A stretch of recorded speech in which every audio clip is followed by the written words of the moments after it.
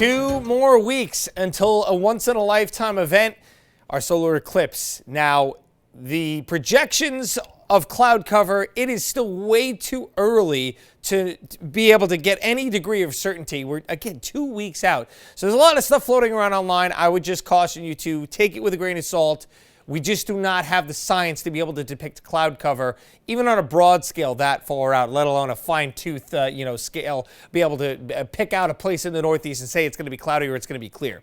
That being said, again, there is your path to totality. It does start down in Texas. Now, a lot of these are based off of also historical trends for the early portions of April. And yes, historically speaking, climatology is not our friend here in the Northeast when it comes to sun versus cloud cover. But again, the chances are slightly better, historically speaking, down across parts of the Mississippi Valley and down towards Texas. But here comes that path to totality right over Cleveland, Buffalo, Burlington, and up towards Presque Isle, Maine.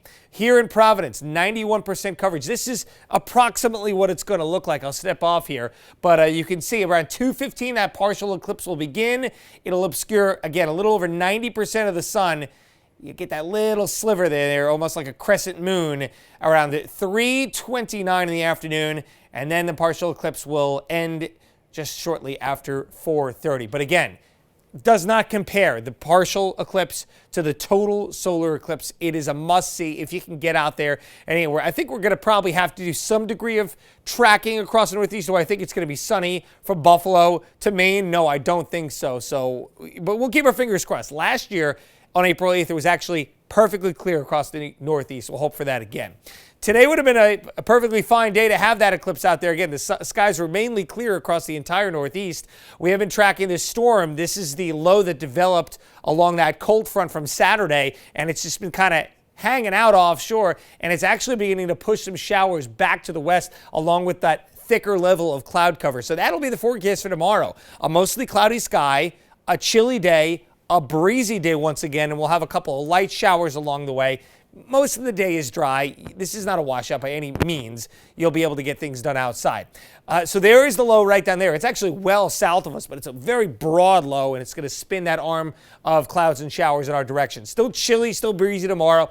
Now, that low starts to depart, but now we have a storm coming in from the west. This is a slow-moving cold front that is at some point going to stall near our area. We've got cloudy skies on Wednesday, couple of showers into the afternoon, no big deal. But then the low stalls here, and you've got a lot of moisture, this big moisture feed right along the front.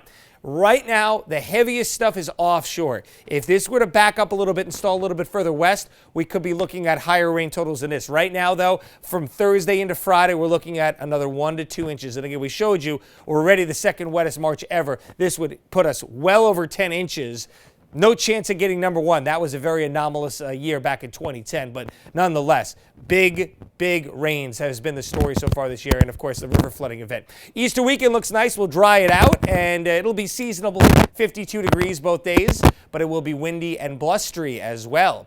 36 tonight, increasing clouds. Tomorrow, cloudy, breezy, chilly with a few light showers out there. Temperatures between 40 and 45. Not the greatest weather this week, but again, looking up for Easter weekend, just, might need a windbreaker or something like that. Dry weather continues into next week.